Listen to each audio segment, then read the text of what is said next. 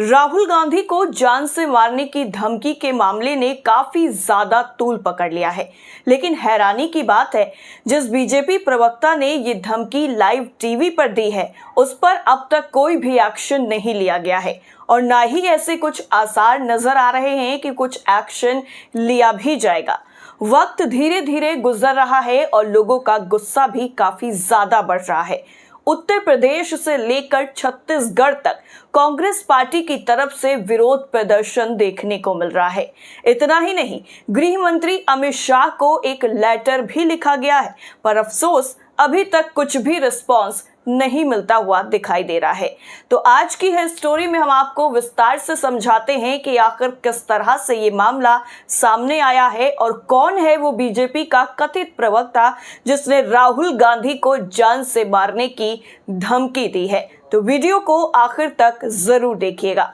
दरअसल कांग्रेस महासचिव केसी वेणुगोपाल ने 28 सितंबर को गृह मंत्री अमित शाह को एक लेटर लिखा, जिसमें पूर्व एबीवीपी नेता और टीवी पर बहस के दौरान राहुल गांधी को जान से मारने की धमकी देने का जिक्र किया गया। लेटर में कहा गया कि बीजेपी प्रवक्ता के खिलाफ तुरंत कार्रवाई न होना राहुल गांधी के खिलाफ हिंसा में मिली भगत माना जाएगा। वेणुगोपाल ने अमित शाह को लिखा, ये धमकी किसी छोटे पदाधिकारी की लापरवाही भरा रिएक्शन नहीं है, ये जानबूझकर फैलाए गए नफरत के जहरीले वातावरण का असर है जो विपक्ष के नेता को असुरक्षित बनाता है। अब ये आपकी जिम्मेदारी है कि आप बताएं आपकी पार्टी और सरकार किस विचारधारा के पक्ष में है। दरअसल आपको बता दें कि केरल में एक न्यूज चैनल पर लद्दाख हिंसा पर लाइव बहस चल रही थी और इस दौरान भाजपा की तरफ से बोलने आए पूर्व एबीवीपी नेता प्रिंटू महादेव ने कहा कि राहुल गांधी को सीने में गोली मार दी जाएगी। इसी बयान पर केरल विधानसभा में विपक्ष के नेता वीडी सतीशन ने कहा है कि वो राहुल गांधी को खत्म करना चाहते हैं। भारत की लोकतांत्रिक जनता ऐसा नहीं होने देगी। वो किसी के सामने झुकते नहीं, क्योंकि वो सांप्रदायिकता और फासीवाद के खिलाफ लड़ रहे हैं। इसके साथ साथ वेणुगोपाल की चिट्ठी में क्या कुछ आरोप लगाए गए और किस तरीके से मांग की गई है, जरा वो भी हम आपको समझाते हैं।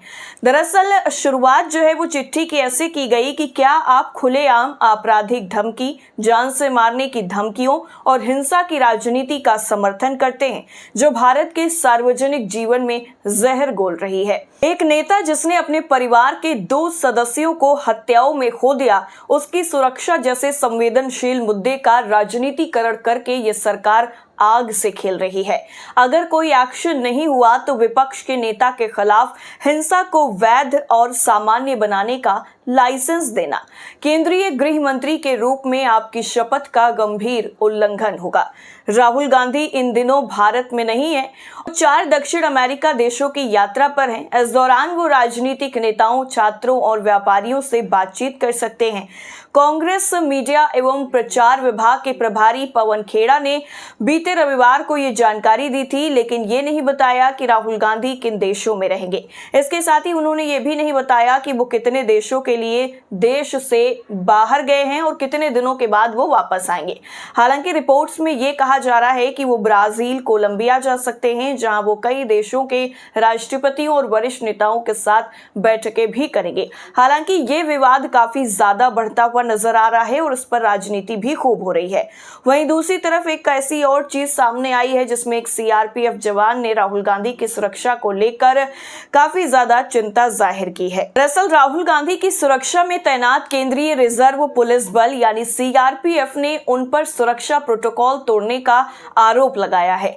दरअसल सीआरपीएफ ने पिछले दिनों कांग्रेस अध्यक्ष मल्लिकार्जुन खड़गे को पत्र लिखकर कहा कि राहुल गांधी पिछले 9 महीने में बिना सूचना दिए 6 बार विदेश गए। इस दौरान वो Italy, Vietnam, Dubai, Qatar, London और मलेशिया की यात्रा कर चुके हैं। इसके साथ ही सीआरपीएफ ने राहुल गांधी को भी अलग से पत्र भेजा था, जिसमें लिखा था कि इस तरह की चूक से उनकी Z+ कैटेगरी सुरक्षा कमजोर पड़ सकती है और उन्हें खतरे का सामना करना पड़ सकता है। इसके साथ साथ एजेंसी ने यह भी कहा कि इससे पहले भी वो इस मुद्दे को उठा चुकी है। सीआरपीएफ के मुताबिक राहुल गांधी पिछले 9 महीने में बिना सूचना दिए 6 बार विदेश गए हैं। आपको बता दें कि केंद्र सरकार ने 2019 में तत्कालीन कांग्रेस अध्यक्ष सोनिया गांधी और उनके बच्चों राहुल गांधी और प्रियंका गांधी वाड्रा को दी गई विशेष सुरक्षा समूह यानी एसपीजी सुरक्षा वापस ले ली थी और इस सुरक्षा कवर की जगह सीआरपीएफ ने ले ली। एसपीजी सिक्योरिटी राहुल गांधी के परिवार के पास करीब 3 दशक तक रही है और राहुल गांधी को फिलहाल एडवांस सिक्योरिटी लाइजन यानी एएसएल कवर के साथ सबसे हाई लेवल की Z+ सिक्योरिटी मिली हुई है। इस सुरक्षा श्रेणी वाले लोगों को येलो बुक प्रोटोकॉल के तहत अपनी हर गतिविधि और विदेश यात्रा की जानकारी पहले से ही सुरक्षा एजेंसियों को देनी होती है ताकि उनके लिए पर्याप्त सुरक्षा के इंतजाम किए जा सके। लेकिन सीआरपीएफ की तरफ से राहुल गांधी पर यह आरोप लगाया गया है कि वो बिना बताए विदेश की यात्रा पर चले गए हैं। वहीं दूसरी तरफ उत्तर प्रदेश से लेकर के छत्तीसगढ़ तक प्रदर्शन देखने को मिल रहा है। दरअसल रायबरेली में कांग्रेसियों ने केंद्र सरकार के खिलाफ जमकर प्रदर्शन किया है, जमकर नारेबाजी की है। इस दौरान कांग्रेसियों ने कहा है कि भाजपा को जड़ से उखाड़ फेंकने का काम किया जाएगा। इस मौके पर केंद्र सरकार का पुतला भी फूंका गया।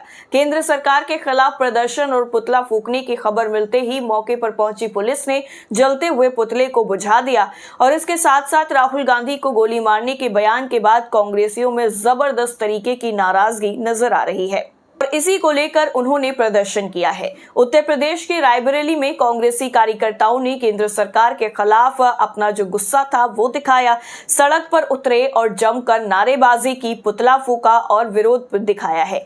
कांग्रेस जिला अध्यक्ष पंकज तिवारी के नेतृत्व में कांग्रेसियों ने बस स्टॉप चौराहे पर केंद्र सरकार के खिलाफ प्रदर्शन किया, पुतले को आग के हवाले कर दिया और केंद्र सरकार के खिलाफ प्रदर्शन की खबर मिलते ही जिस तरीके से सुरक्षा व्यवस्था जो है वो चौबंद कर दी गई, उसको लेकर भी चर्चाएं काफी तेजी से हो रही हैं। इसके साथ साथ आपको बता दें कि छत्तीसगढ़ में भी कांग्रेस का विरोध प्रदर्शन देखने को मिला है।